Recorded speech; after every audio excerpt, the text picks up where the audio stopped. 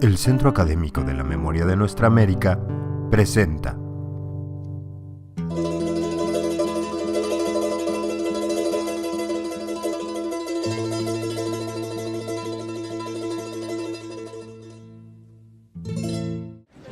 Miren, voy a irme como ametralladora, pero antes de abordar el tema que les vengo a compartir, quiero devolver algo al proceso de trabajo que estamos teniendo en este seminario. Enrique Leff, al abrir el proceso, nos generó esta gran expectativa con esta postulación del diálogo de saberes, que además es una aportación de él que tiene mucha densidad.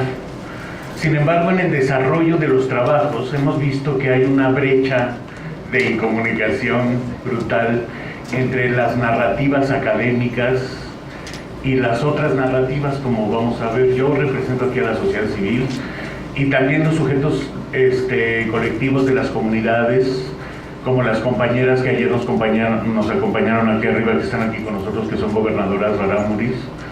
Tenemos una distancia en la que, les voy a decir la neta, los académicos se ven como un poco en el autoelogio, como en una esfera de autoelogio, donde es como uno a ver quién dice la frase más sofisticada y a ver quién tiene más títulos nobiliarios, ¿no? Entonces se dedica mucho tiempo al autoelogio, pero también en el terreno vemos que no hay una devolución del conocimiento universitario a las comunidades, solo hay muy poco, drena demasiado poquito.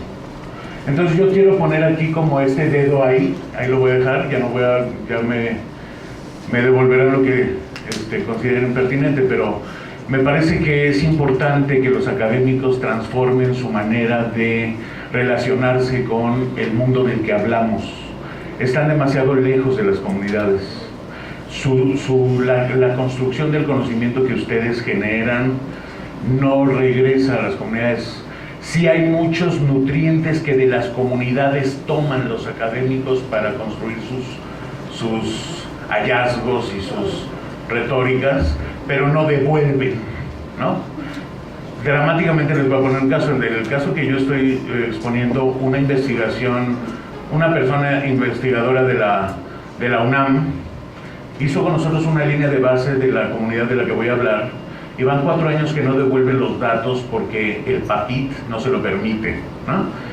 Que es un protocolo de financiación de investigaciones con aplicación en terreno. Esa línea de base la ha necesitado la tribu Guarijía para negociar su destino y la tiene secuestrada porque ella también es gestora y defensora, pero ahí hay una ética como no tan clara, no tanto de la académica, sino como que de un sistema, es un problema sistémico, ¿no?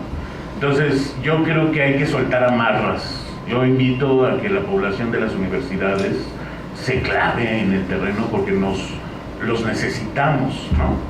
Y las necesitamos. Bueno, me voy a ir de volada porque ya me gasté 3 minutos de mi tiempo.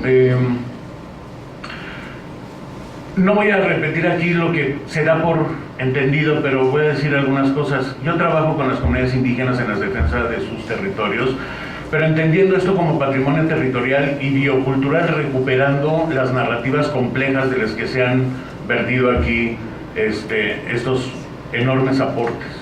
Pero nosotros lo trabajamos en un sentido de hacer conciencia de la gente de su patrimonialidad, que también es la nuestra como sociedad mexicana, ¿no?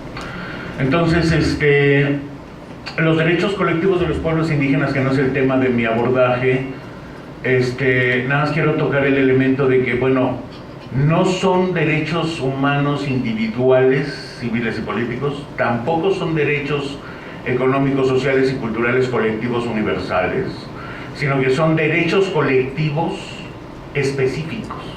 Y dentro del gradiente de campos que se ponen ahí en juego, el derecho colectivo al territorio de los pueblos indígenas no está reconocido por el Estado mexicano y no hay capacidad de ejercer ese derecho en términos de acceso a la jurisdicción del Estado, a pesar de que el sistema constitucional tiene ya un reconocimiento de toda la materia de derechos humanos como ley suprema.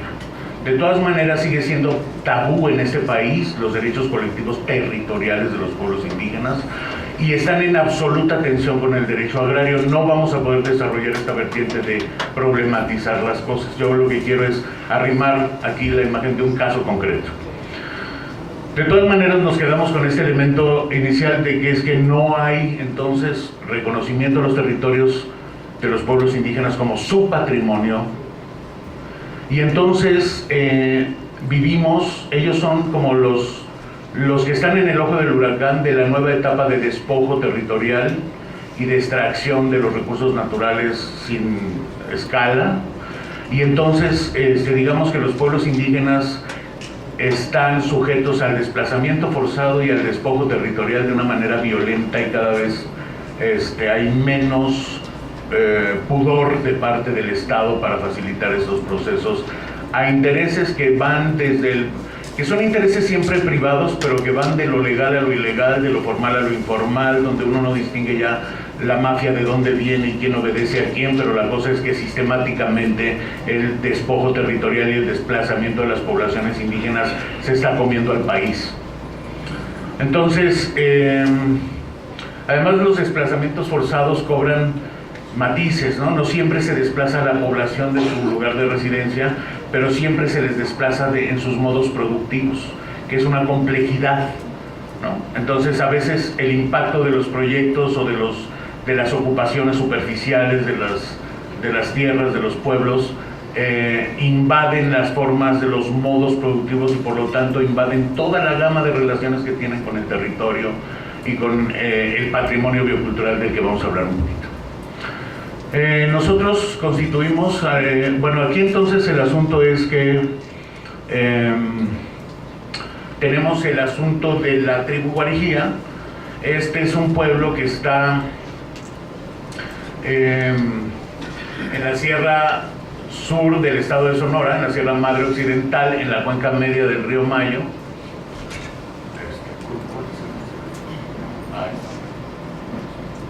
Ellos están en el sur de Sonora, en la cuenca media del río Mayo, que es la parte que tiene frontera con Chihuahua. Los guarijíos es una tribu, ahorita les voy a contar un poco más de ellas, pero quedan 2000 hablantes de guarijío. Y está en el lado de sonorense. Y en el lado de Chihuahua hay una distancia provincial lingüística con los guarojíos de Chihuahua, que son otros 2000. Y que representan una bifurcación de unos 3 o 4 siglos de que se separaron territorialmente, como 3 siglos que se separaron territorialmente y se separaron incluso lingüísticamente. Entonces hay una brecha en medio que es el narco, que se vuelve como un muro entre las dos partes del mismo corazón cultural que representan.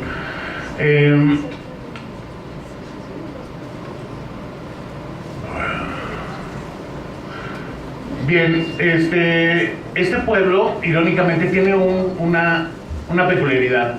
Se daban por extintos. Los anales de la historia colonial hablan de la extinción de los guarijíos en el siglo XVII, porque hubo una revuelta contra los misioneros jesuitas del norte de Sinaloa y sur de Sonora, básicamente de pueblos mayos, y en alguno de estos acontecimientos las misiones no solo tenían población mayo, había muchas otras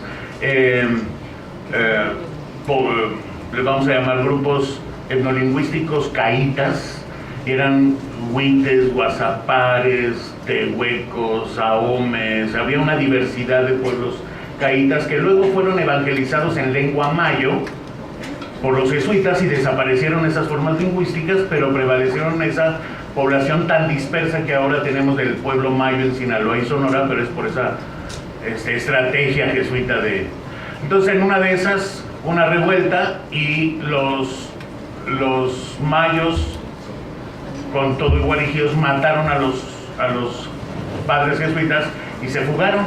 Entonces la corona mandó un exterminio de todos los pueblos de la cuenca del río Mayo, del mar hacia adentro. Y entonces los anales de la historia registran esta aniquilación de los pueblos como vendetta de los jesuitas, porque además recordemos que ellos traían toda una formación militar para la pacificación y control de las poblaciones que no eran agrícolas del todo. y entonces aparecen exterminados junto con otros pueblos que efectivamente no quedaron. Pasó todo el tiempo del mundo hasta que en el 76 un canadiense prófugo del metate que andaba por ahí pajareando, pues resulta que se los puso Echeverría cuando le entregó la isla Tiburón al pueblo Comcac o Seri. Este cuate llegó y le puso a bailar ahí a los guarijíos y le dijo, ¿qué crees? No estaban muertos, no, aquí están. Y entonces el Estado mexicano reconoció a los guarijíos como un pueblo realmente existente en el 78, y parte de los compañeros con los que ahora trabajo acompañando a esta gente fueron los que promovieron la dotación agraria en los 80 de 3 ejidos, y entonces tienen tierras y tienen derechos territoriales en ese sentido, y están en la ribera del río Mayo. Bueno, qué barbaridad. Bueno, la tribu guarijía vive en un territorio que es la selva baja caducifolia más al norte del continente, que es la franja más roja, y viven en un nicho que los etnobotánicos han calificado como el bosque secreto de los guarijíos, porque es una selva baja que tiene un impresionante funcionamiento ecosistémico y es una de las zonas más poco exploradas. De hecho, no hay inventarios florísticos cabales. Ellos son la única cultura étnica adaptada a estos ecosistemas. Entonces estos pueblos, digamos que son recolectores, cazadores, semiagricultores y sobrevivientes del mundo en que vivimos, ¿no? Me voy a ir como, que no sé si voy para atrás o para adelante. Bueno,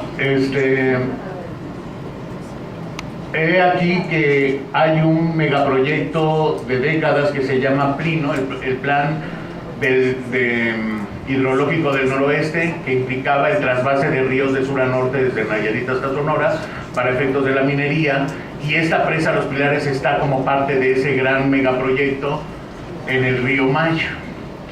Sin embargo, en el río Mayo, son los escenarios de los diferentes niveles de inundación, depende del tipo de construcción de obra. El proyecto nunca nos ha dado datos precisos, no existe un proyecto legalmente fijado, pero hay una obra en curso y hay un planteamiento de desplazamiento inminente. Me voy a brincar algunas cosas.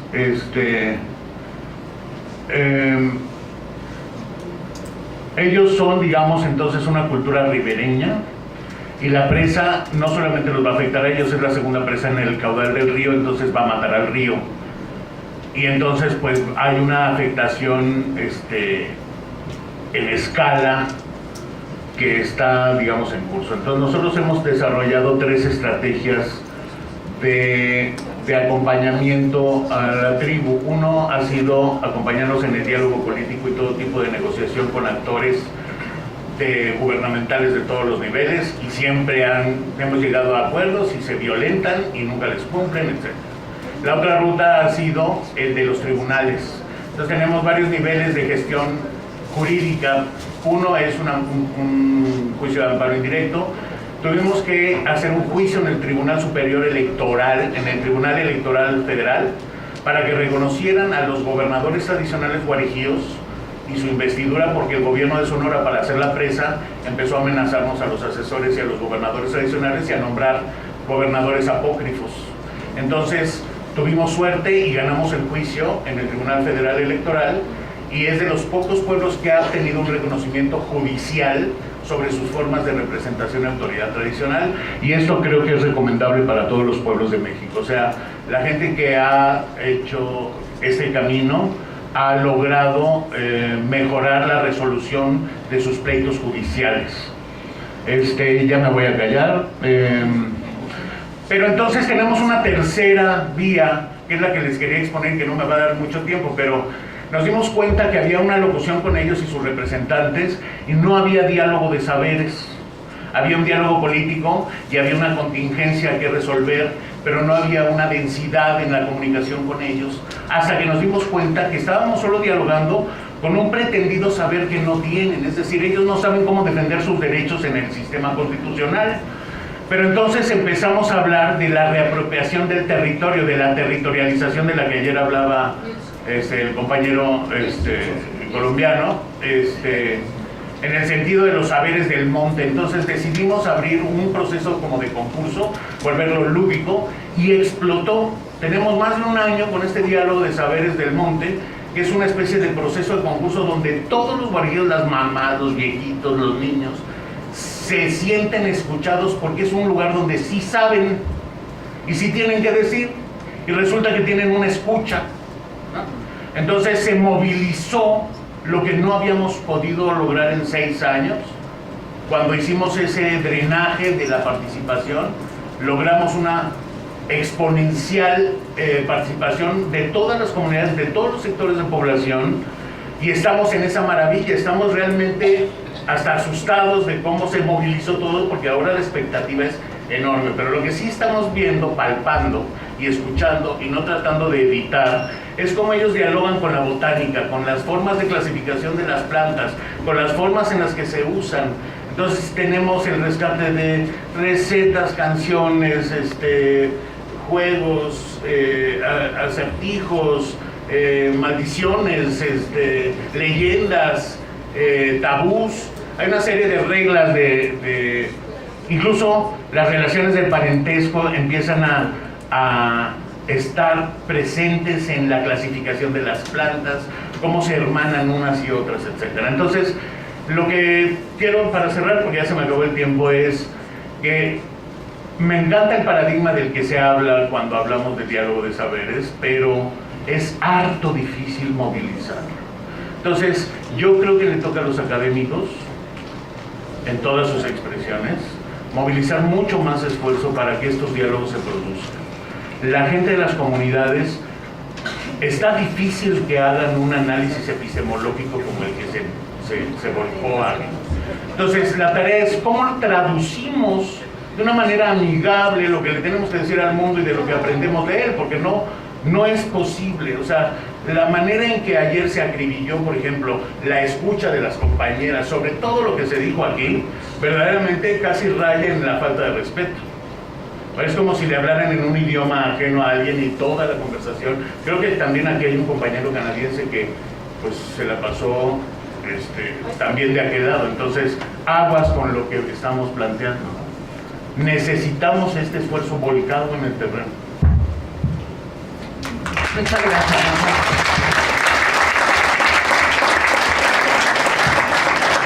Le damos la palabra a Scott Robinson, por favor.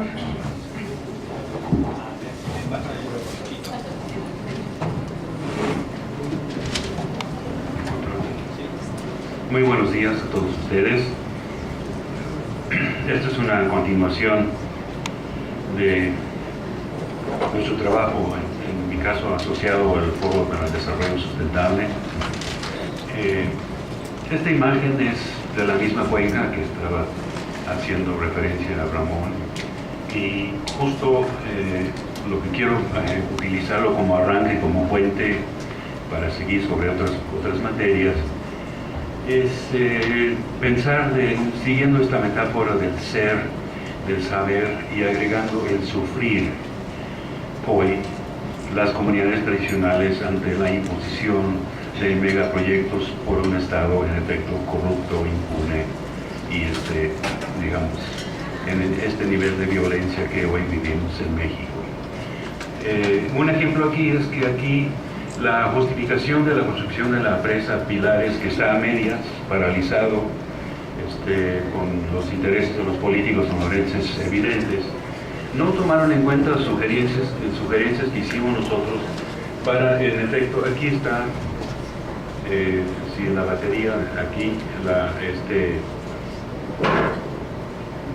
esta es una presa encima, ya construida en los años 50, y la cuenca del río, aquí se ve el río Mayo, que a la mitad, bajando el esquema, con 3-4 vamos a decir, micropresas de control hidráulico. ¿Cuál es el argumento, para la construcción de la presa de los Pilares? Encima, arriba de la presa que ya existe.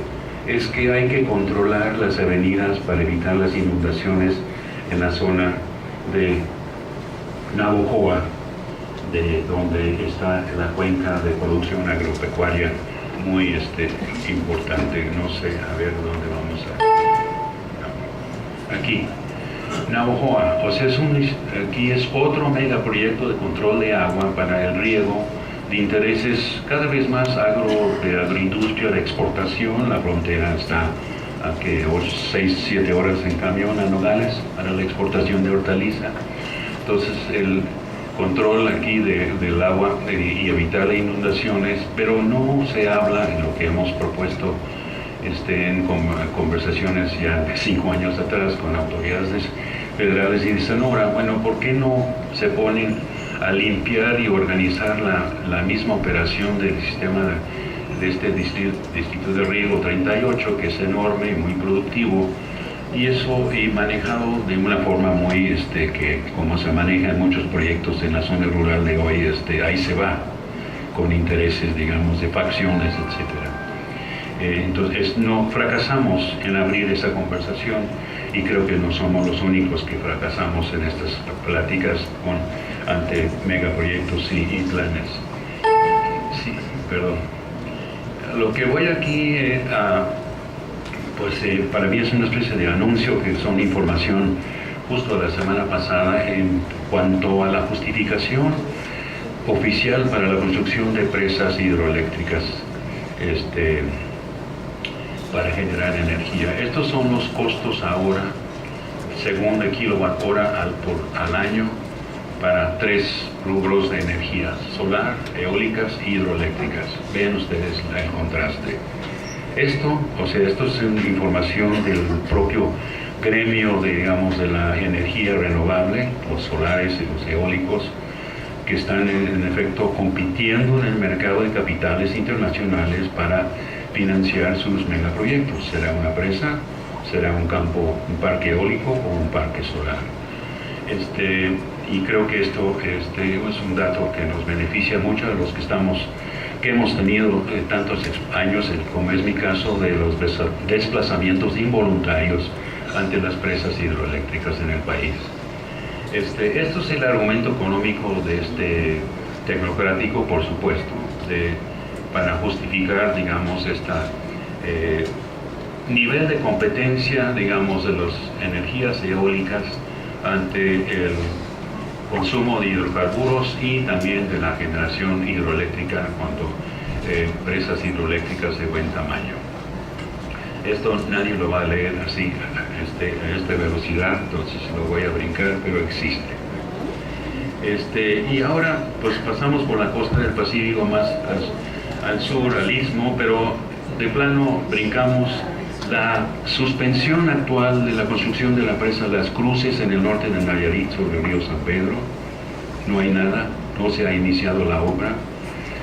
Igual pasamos encima del proyecto Paso La Reina, que tiene muchísimos años anunciados en la costa de Oaxaca, que tampoco se ha hecho nada. Entonces sospecho que los ingenieros y los que van financiando estos proyectos están enterados, digamos, de esta nueva competitividad de las energías renovables que yo quiero seguir sobre el tema.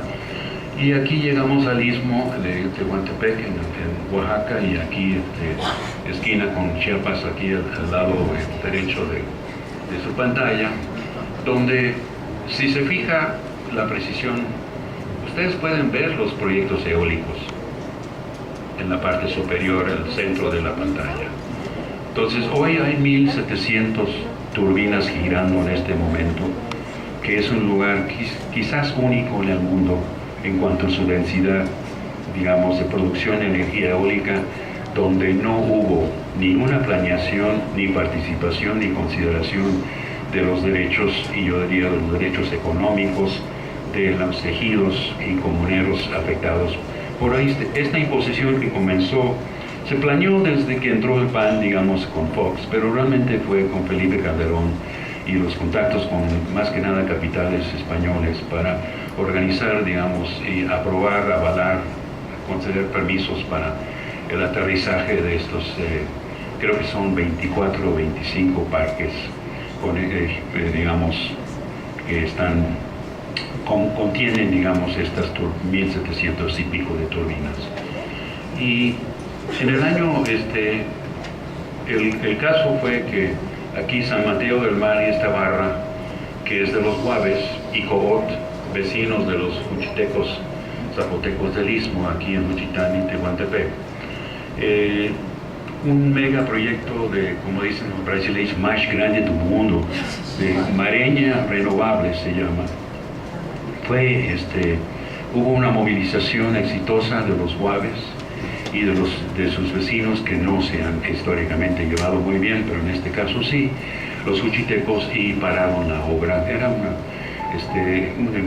proyecto de, no sé, 80 turbinas, un proyecto enorme, y eso provocó que el Estado en este sexenio tuvo que por primera vez convocar una consulta disque previa. Claro, los contratos ya estaban firmados, ¿verdad? Consulta previa y libre informada, que duró 8 meses, desde diciembre del 14 a julio del 15, donde se pudo,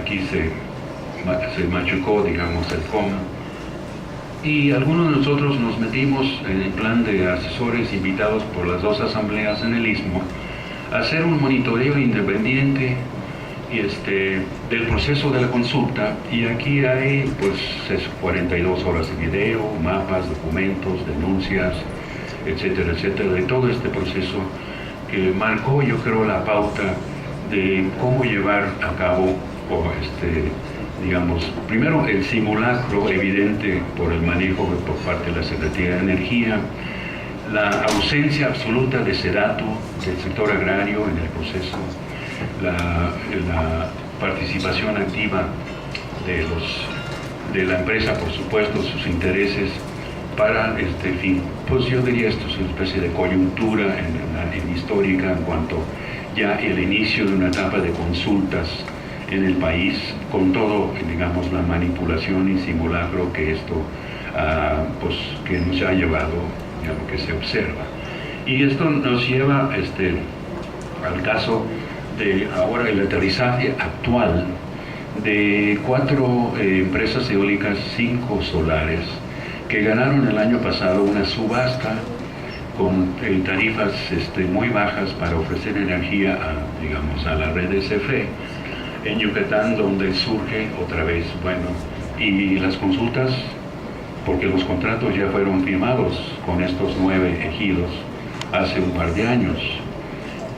¿Cómo se firma? Ustedes pueden imaginar el proceso del coyote de la empresa, que puede ser una empresa de por sí de coyote internacional para, digamos, desarrollar llegar a tener un contrato firmado con un ejido para vender ese contrato a un sector financiero o de un consorcio internacional de mayor peso financiero y técnico que el coyote. Esto ya sucedió y está sucediendo en Yucatán, y surge entonces el año pasado el regreso aquí. Hay un punto como mancha al oriente de Mérida, digamos, esos Izamal, digamos, pueblo mágico, como dicen, conocidos por ustedes. En el ejido de Quimbilá, que pertenece al municipio de Quimbilá, llegó una empresa española que por este proceso, digamos, de aterrizaje, de lograr en este caso, intentar firmar un contrato, y un amigo y colega nuestro del foro, joven antropólogo maya, pues nos echó una llamada de socorro, y nos acudimos varios, 5 minutos enterado, gracias, sí. Y se hizo un trabajo jurídico de parar, digamos, por lado del sector agrario.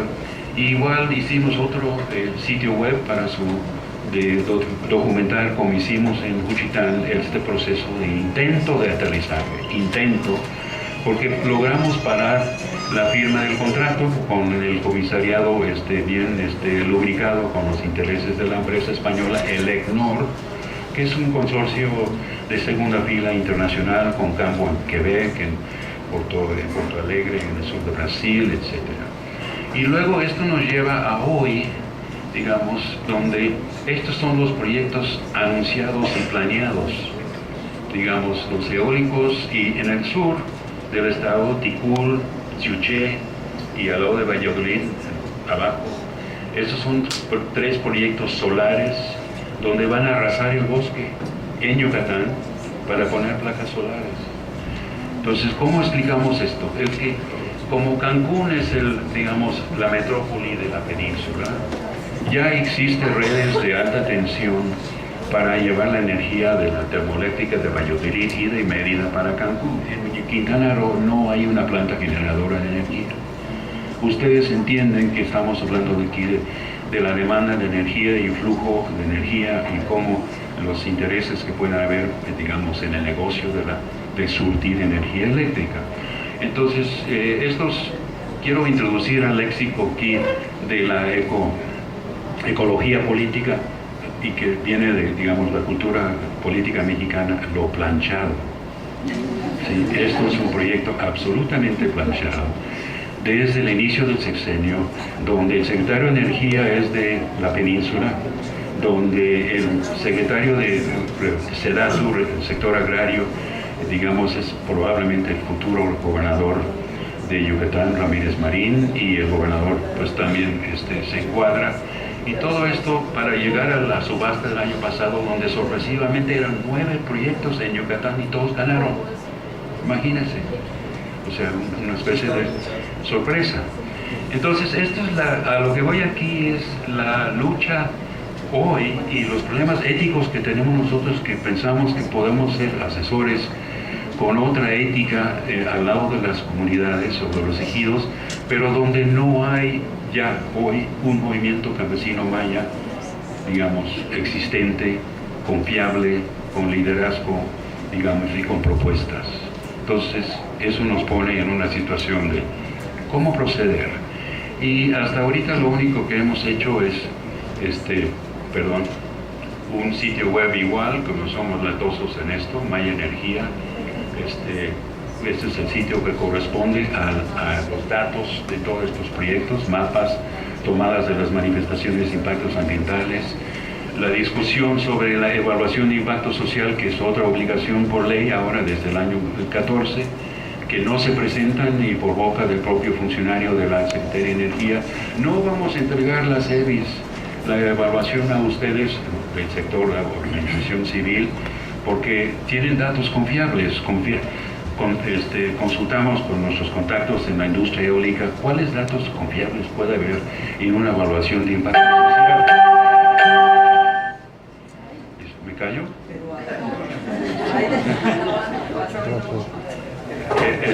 Voy acabando, entonces ya me lo... Que hemos hecho una calculadora, ¿sí?, que está en el sitio web que acabo de indicar.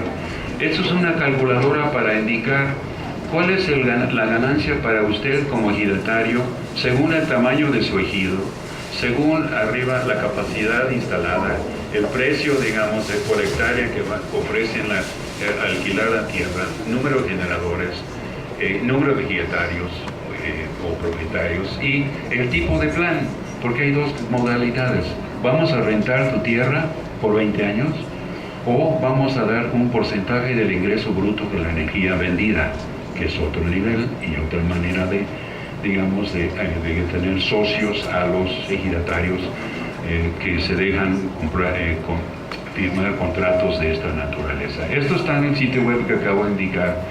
Y para finalizar, esto es un ejemplo de los datos que uno puede tomar de las manifestaciones de impactos ambientales, donde se ubica aquí las mismas turbinas.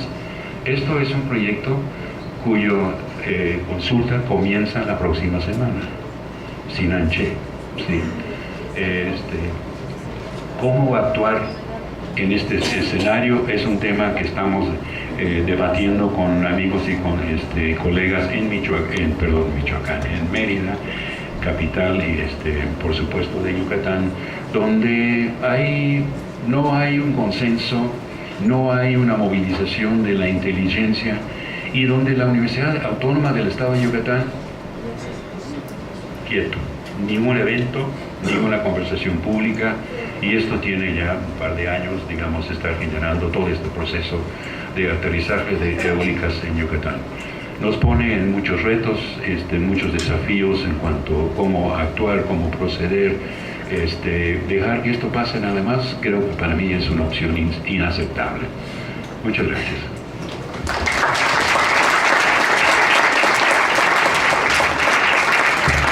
Gracias, Scott. Damos la palabra ahora a Silvia Villaseñor del Consejo Tillatlali.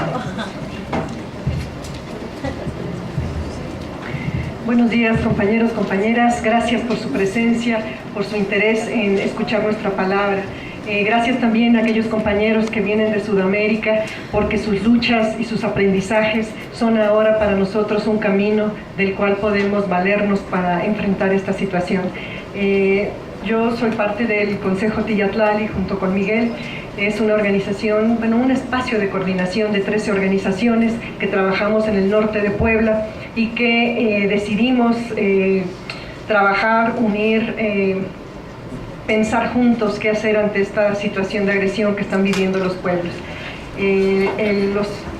Las comunidades allá, totonacas y nahuas, dieron este nombre de los proyectos de muerte al extractivismo en Puebla. Yo creo que con una gran claridad, casi desde el inicio, cuando empezaron a conocer los proyectos que se querían imponer, dieron esta palabra de proyectos de muerte. Yo creo que eso refleja la gran claridad de los pueblos, de lo que está en riesgo, porque está en riesgo realmente la existencia de los pueblos. Si estos proyectos extractivos avanzan en la Sierra Norte, habría el exterminio de algunos pueblos y un desplazamiento forzado de muchísima población. Bueno, a ver, vamos a ver si funciona. Sí. Entonces, rápidamente, Puebla es un estado con 6 millones de habitantes, cercano a la capital. Eso es una ventaja y desventaja. Ventaja porque siempre se canalizan más recursos, es más visible, pero una gran desventaja porque desde su fundación está en el paso estratégico de la capital del país hacia Veracruz, ¿no? Entonces era un lugar que políticamente tenía que ser controlado, y esos controles se mantienen y han sido muy elaborados, muy sofisticados y muy eficientes. Entonces Puebla ha sido un estado con mucho control. En la Sierra Norte, en donde estamos trabajando y luchando, hay una organización, Antorcha Campesina, que se encarga de ejercer un control desde hace muchos años muy fuerte en las comunidades indígenas, ¿no? En la Sierra Norte es como siempre se presenta esta imagen de todo lo hermoso que tiene, de la gran riqueza cultural y en biodiversidad que existe en esta zona, ¿no? Hay 4 pueblos originarios, lo que también le da unas características muy especiales, pues gracias a ellos es que hay una conservación todavía en general del territorio y una fuerza organizativa. Sin embargo, poco se habla de la conflictividad que se vive en la Sierra Norte, ¿no? En estos momentos ya es evidente la degradación ambiental que existe por varias razones, desde la deforestación hasta la extracción de varios minerales. Está escaseando el agua en una zona donde tiene el municipio en donde más llueve en todo el país, que es Cuetzala, y la producción también ha disminuido mucho. Ya sabemos todo lo que son las políticas que no han contribuido a la producción del campo. Este año, el año pasado y este año, la plaga de la roya, la peor en 30 años, hace que la producción del café, un ingreso importante para las familias, sea está la situación económica muy difícil, ¿no? Y también se ha ido agudizando la situación y la acción del crimen organizado, sobre todo en la parte que colinda con Veracruz. Entonces es una situación compleja. Y llegan entonces,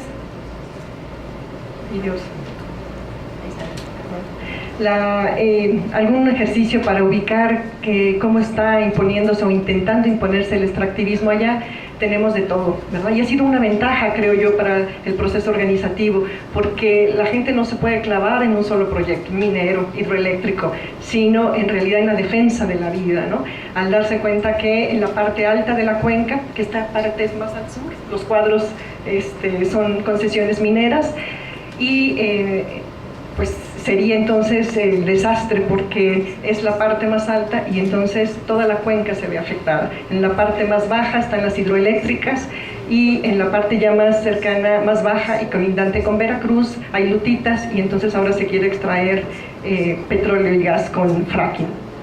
En la minería, el 38% de las concesiones del Estado están en la Sierra Norte, hay una concentración muy fuerte, y lo que implica en el uso del agua, que ya está habiendo problemas en un proyecto extractivo que más adelante van a escuchar con otro compañero del Consejo, es lo que mueve a la gente entonces también, ¿no? El saber que minería, hidrocarburos son ahora, están por sobre cualquier otra actividad productiva como la agricultura, eso para la gente simplemente es inaceptable.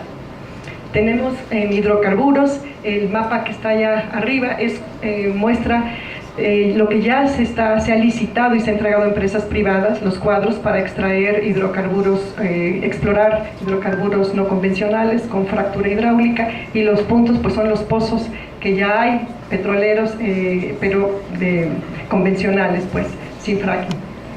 Y lo que se quiere hacer, estaría aquí abajo, son 35 municipios en donde se ha identificado que hay lutitas y donde se quiere utilizar fracturación hidráulica. Sabemos de 9 a 29 millones de litros por cada pozo que se hace con fracturación hidráulica, 2.000 a 3.000 metros en vertical, más otros cuantos kilómetros horizontal, entonces sería realmente una devastación. Y las hidroeléctricas. Entonces, desde el 95 hubo un estudios de prefactibilidad y factibilidad para 35 proyectos hidroeléctricos en el estado de Puebla. En la Sierra Norte tenemos identificados 21 como proyectos. Afortunadamente, las únicas hidroeléctricas que existen ahorita son las que tienen un punto negro en medio ahí, y son proyecto hidroeléctrico Necaxa, que ya existía desde principios del siglo pasado, y otro proyecto en La Soledad, que ahorita se están privatizando, ¿no? El proyecto hidroeléctrico de Necaxa ya fue entregada a una transnacional portuguesa, pero los demás están en proyecto. Esto sería como se vería en la Sierra Norte si los proyectos extractivos se concretaran. O sea, en realidad es una locura, es tan absurdo, además es inviable, ¿no? En realidad es como pensar que esto es posible, como si no existiera población que se opone y que actúa ante esta agresión. Y ha sido importante para la construcción del proceso el dar nombre y dar rostro al enemigo, ¿no? Estos son algunos de los que son responsables de empujar estos proyectos allá. Tenemos desde luego a Carlos Slim, con intereses en la Sierra Norte. Tenemos también a otro minero, Balleres. Tenemos también a Grupo México, ¿verdad?, con Germán Larrea, que han intentado avanzar en la construcción de estos proyectos hidroeléctricos. Como mineras, pues está Grupo Ferrominero, que es la única minera que ya tiene muchos años trabajando allá, que también en tiempos de Salinas fue entregado a este empresario, pues a manos privadas, pero los demás no se han podido concretar. Tenemos a Walmart también con una hidroeléctrica que quieren construir. Y lo que sí hemos visto es que todos están vinculados desde el tiempo de Salinas, ¿verdad? Hay un grupo de poder claramente identificado. Ahorita hay una lucha fuerte en relación al agua por la hidroeléctrica que quieren construir para Walmart, la empresa es Comexhidro, y quería yo sí señalar estas personas que aparecen en este extremo. Mauricio Justus, ¿verdad?, que es el director del proyecto accionista también de Comexhidro, y sus acciones de apoyo. Para ellos, las poblaciones indígenas son merecedoras de acciones benéficas, y hasta fotos se sacan y salen en los periódicos entregando ropa usada, ¿no? El otro pelón que aparece ahí, así le dice la gente, este pelón, Sergio Rivas, estuvo en las comunidades, la gente lo corrió, empezó a hablar a las mujeres y decirles que gracias al proyecto podían hacer memelas y venderle a los trabajadores. ¿A poco no les va a beneficiar eso? Digo, pero realmente lo dicen creyéndolo, ¿no? O sea, ese nivel de desprecio por los pueblos originarios tienen. Y el otro panzón que está allá a la derecha, ese señor llegó representando a Comexhidro, queriendo impulsar y recuperar las tradiciones indígenas, y promovía faenas. Le ofrecía y le prometía a la gente que le iban a entregar algunos artículos de trabajo, ¿no?, machetes, palas, pero al final les daba de beber. y ya con la gente tomada empezó a hablar de la hidroeléctrica y a pedirles firmas para que aceptaran el proyecto. Ese es el nivel, ¿verdad?, de actuación y de desprecio por los pueblos originarios. Y abajo aparece Living Water, porque algunos rostros son visibles, otros no. Living Water es una organización que se presenta como una de la iglesia protestante, queriendo hacer proyectos de agua. Cuando investigamos quiénes estaban detrás, en el consejo directivo están petroleros de Texas, de Houston, Texas, y también gente que genera energía con diversidad de proyectos, y están llegando a varios lugares ya de la Sierra Norte. Bueno, y aquí están pues también los canadienses, que están en la zona. Entonces yo dejaría acá esto. Lo que sí quisiera decir es que al mirar esta gran diversidad de proyectos, porque les digo, solamente hay un proyecto en exploración, no hay nada de fracturación hidráulica todavía comprobada, y los proyectos están en una etapa muy inicial o de proyecto en sí. Entonces estamos en una etapa de prevención, y esto ha llevado también esta imposición o intentos de imposición a mover los mecanismos establecidos ya de poder en la región, que han hecho, entonces era como la gotita que faltaba para derramar el vaso, que ha generado una revitalización y una movilización muy fuerte de los pueblos originarios en la Sierra Norte de Puebla. Y le doy la palabra a Miguel, que les va a comentar qué se está haciendo ante esto.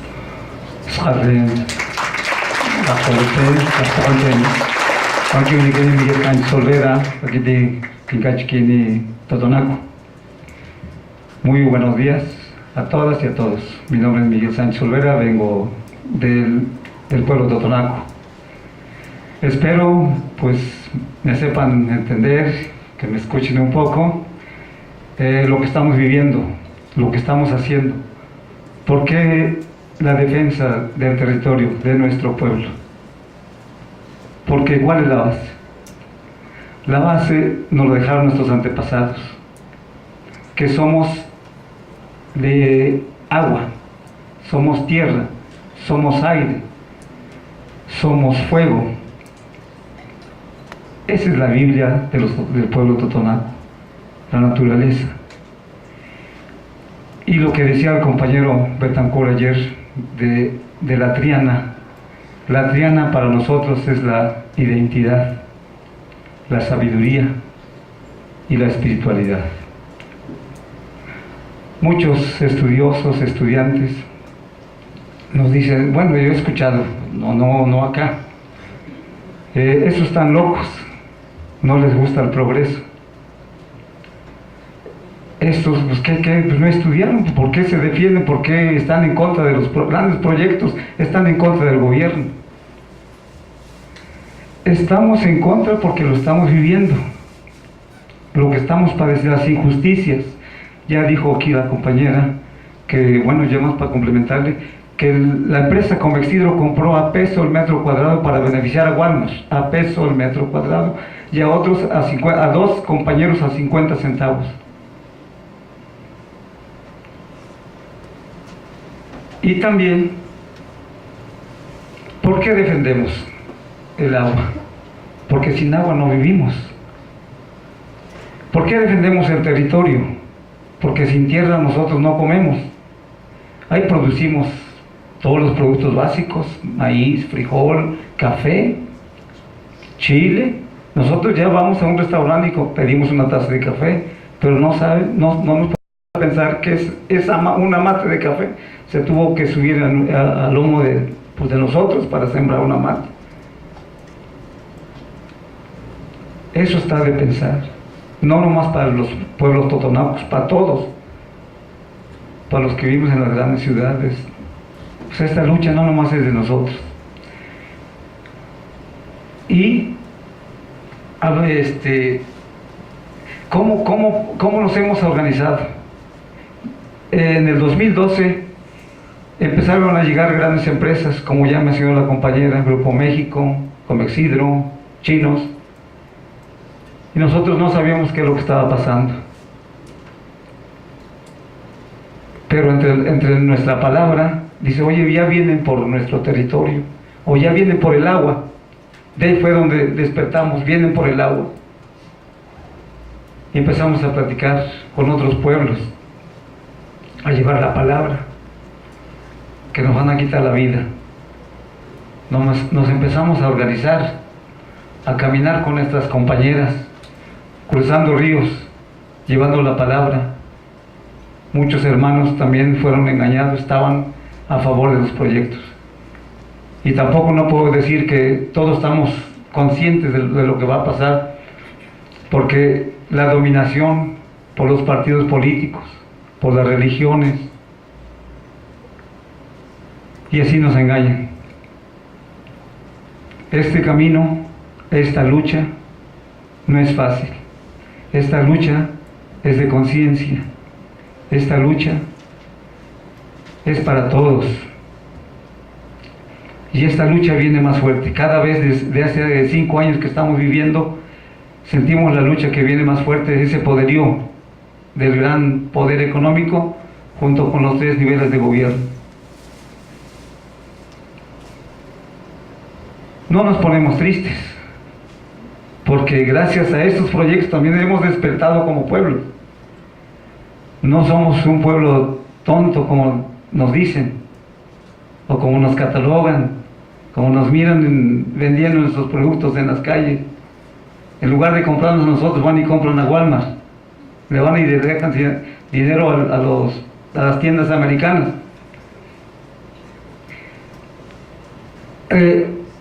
Lo que decía el compañero, lo que está haciendo el pueblo totonaco es conocernos, o sea, buscar nuestra identidad, nuestra sabiduría, nuestra espiritualidad.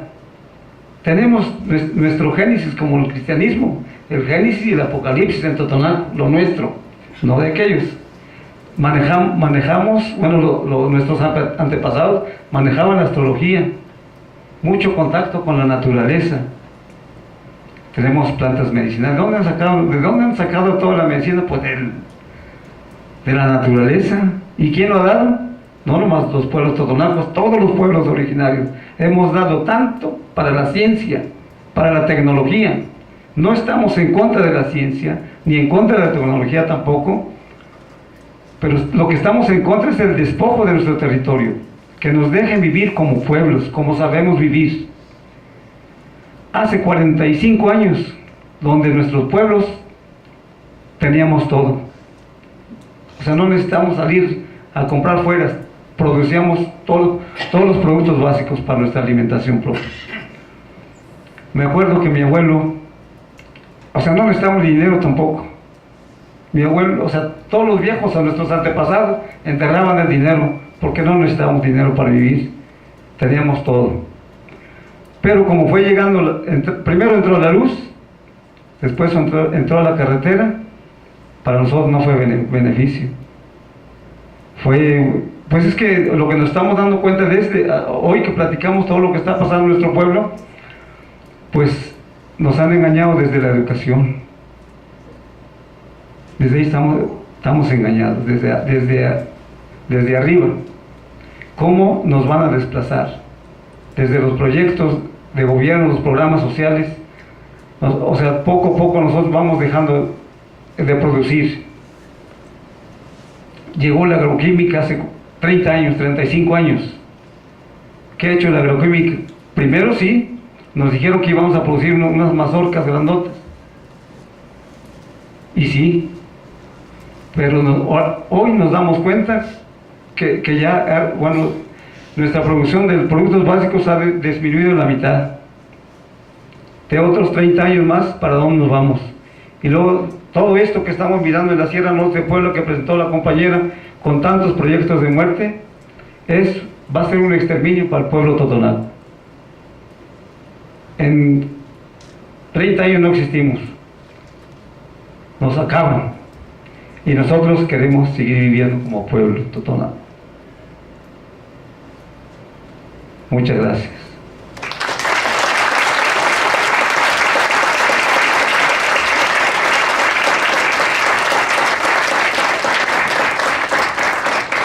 Muchas gracias, Miguel. Damos la palabra a Andrés Queimán, por favor.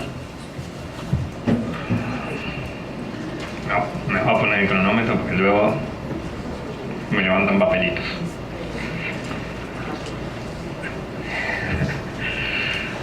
Bueno,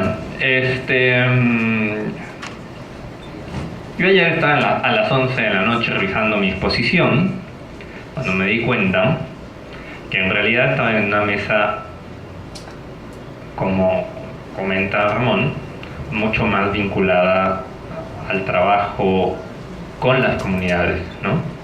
Quizá desde la ecología política, pero nacional. Entonces, en realidad tiré mi ponencia a la basura, que era sobre el agua, las defensas del agua, sobre cómo defendiendo el agua defendemos la salud. Yo soy profesor de la licenciatura en promoción de la salud y, como dijeron, soy de formación biólogo, y hablo sobre cuestiones de complejidad ambiental. Y en la licenciatura de promoción de la salud hay, bueno, desde la teoría de la promoción de la salud hay una propuesta, así como los geógrafos críticos hablan del espacio-territorio y de los temas de territorialidad. Desde la promoción de la salud hay una propuesta de la promoción de la salud crítica, una corriente emancipadora. Hay una propuesta en el sentido de hablar del concepto de cuerpo-territorio, ¿no? Es decir, se plantean que las relaciones de poder establecen, o desde la hegemonía se establece una serie de corporizaciones a nosotros, que no solamente son físicas, sino también son simbólicas, ¿no? Entonces, el abordaje teórico por ahí es muy interesante porque se está planteando que nosotros, al fin y al cabo, nos estamos vinculando con el espacio ese físico, lo estamos construyendo de manera simbólica. Bueno, eso fue una parte de mi divague nocturno. Entonces dije, bueno, tratemos de retomar un poquito lo que habíamos discutido en la tarde de ayer. Bueno, discutido no, que habían discutido Mercedes y Milson, ¿no? Sobre, que ojo, no me parece una discusión trivial. Es la discusión sobre el espacio-territorio urbano, ¿no? Llevo pensando hace rato, ¿no? ¿Por qué, por ejemplo, los movimientos rurales, los movimientos campesinos, los movimientos indígenas son muchísimo más difíciles de romper, ¿no? De desestructurar, que conllevan en términos organizativos a que sean movimientos mucho más resistentes que los movimientos urbanos, ¿no? Uno que vive en la ciudad y que es citadino de toda la vida. Yo realmente fui biólogo no por estudiar animalitos y plantitas, sino fui biólogo por estudiar evolución. Que uno estudia plantitas y animalitos para estudiar la evolución, pero tiene otras implicaciones, ¿no? O sea, no quería estudiar plantas y animales para conservar las plantas y los animales. Quería estudiar las plantas y animales para ver cómo habían evolucionado, ¿no? O cómo evolucionan, o cómo se transforman a través del tiempo. Entonces, soy un urbano 100%, ¿no? Eso no quiere decir que no me guste el campo y que no reconozca la importancia simbólica, económica, política, ecológica que tiene, al fin y al cabo, los llamados ecosistemas rurales, campesinos, etc. Pero entonces he estado pensando en este sentido. O sea, en la Ciudad de México, y voy a tomar como ejemplo este espacio, la megápolis, la Ciudad de México, que llevamos 3 días de contingencia ambiental, ¿sí? Este sexenio se ha caracterizado precisamente por incrementar el número de construcciones en edificios, de obras, por incrementar la burbuja inmobiliaria. No solamente tenemos edificios de habitación, sino tenemos edificios para oficinas, tenemos edificios para vender productos, centros comerciales. Y hay toda una serie de obras viales, ¿no? de supuesta movilidad, como la construcción del Metrobús, como todo este ejemplo de reducción de calles para propiciar que los peatones caminen, pero que parecieras no alcanzar y que convierte a los automovilistas, ojo, yo soy automovilista, soy peatón y soy ciclista al mismo tiempo, entonces no estoy en ninguno de los sectores, sino más bien en los tres. Pero es interesante porque cuando uno se sube al auto, se estresa porque hay una reducción del espacio, ¿sí? Bueno, pero es interesante que hay todo un discurso en el sentido de hablar de la importancia del ciudadano, pero sin embargo se construye y se diseña para el gran, yo diría el gran capital, ¿no? Para las grandes empresas, para los centros comerciales. Y entonces uno ve, por ejemplo, el deprimido de Miscoac, donde hubo una fuerte resistencia y las estrategias desde el poder fueron, por ejemplo, poner una fuerte presencia policíaca. Se seguía la obra con una fuerte presencia policíaca. Se convirtió en una de las colonias más seguras de la Ciudad de México. Quisieron imponer los parquímetros, hubo una resistencia, y a diferencia de los parquímetros que ocurrió en la colonia de Coyoacán, que sí se echó para atrás, aquí lo que hicieron es echarse para atrás, pero al mes, 2 meses, lo impusieron. Esto, insisto, me lleva a pensar en cómo son las relaciones sociales, cómo son las relaciones simbólicas entre los ciudadanos. Y en general lo que nos han llevado es a vivir adentro, a nuestras casas, el discurso de la emergencia, ¿no? De la inseguridad. Entonces vivimos adentro, no salimos a las calles, no nos adueñamos de nuestras calles ante la inseguridad, hacemos lo contrario, construimos muros, nos quejamos mucho del muro del norte, pero bardeamos nuestras casas para que no entre el otro, para no vernos afectados. Y en este bardeo nos olvidamos que la colonia, el barrio, es nuestro espacio. Bueno, hay una parte muy interesante. La Ciudad de México, para quien no la conozca, es una ciudad polifacética.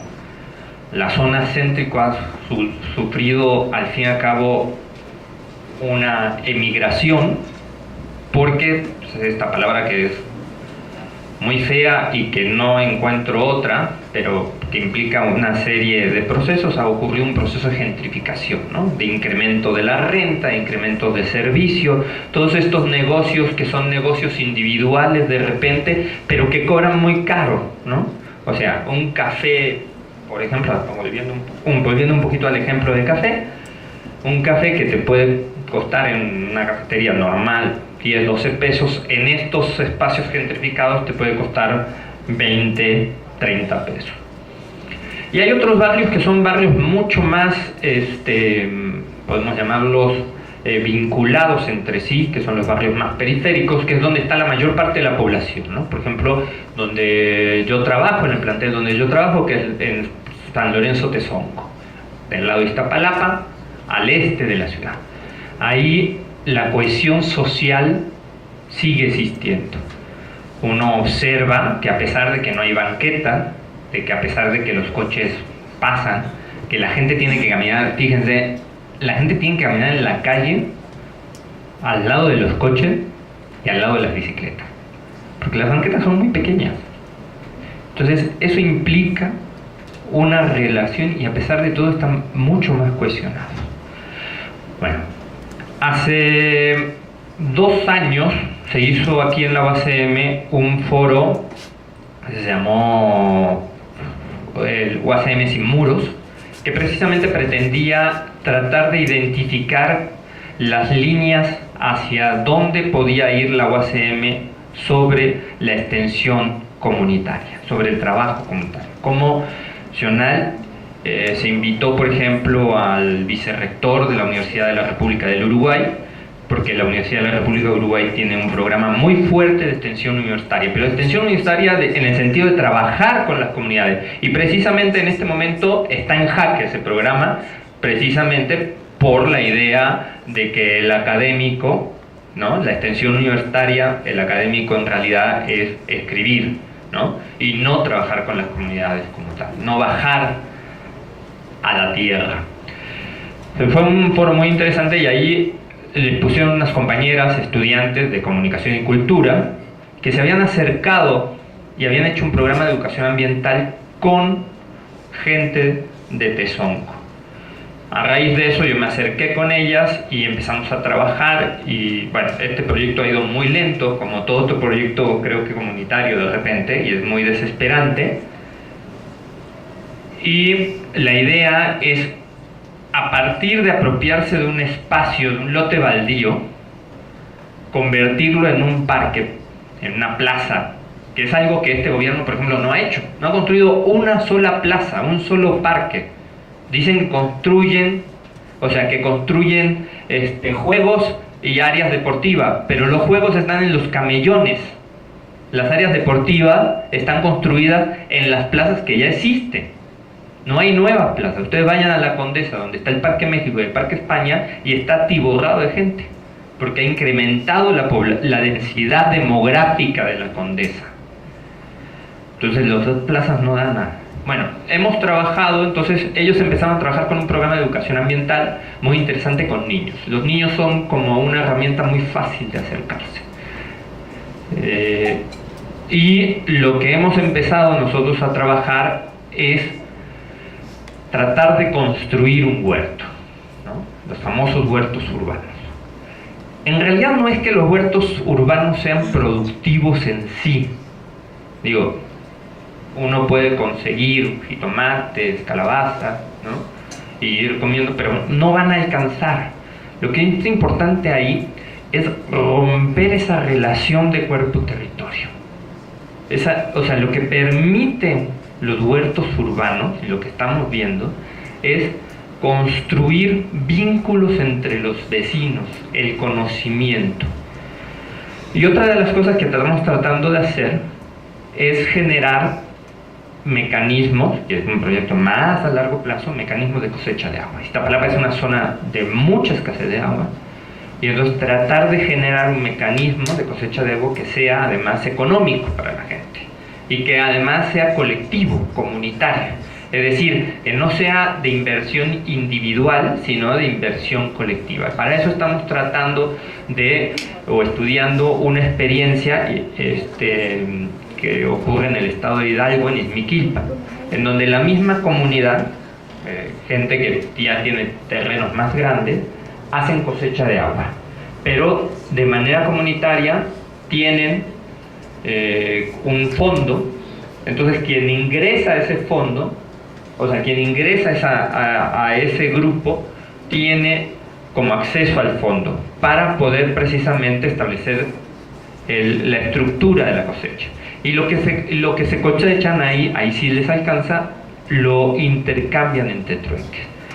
El hacer la cosecha de agua le sale mucho más fácil la estructura, le sale mucho más barato, porque al fin y al cabo no hay intereses.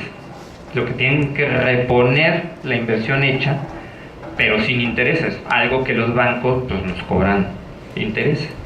Entonces estamos tratando de transferir una experiencia muy rural, ¿no? Bueno, Izmiquilpan es una pequeña ciudad, pero que todavía tiene en su zona conurbana mucha agricultura.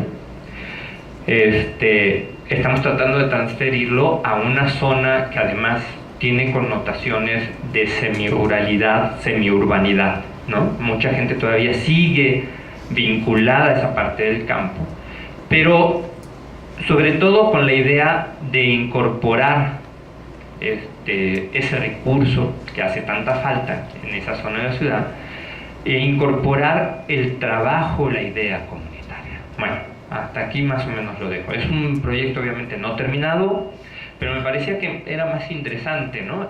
Dar pauta a este inicio que hablarles sobre las defensas del agua desde una perspectiva teórica.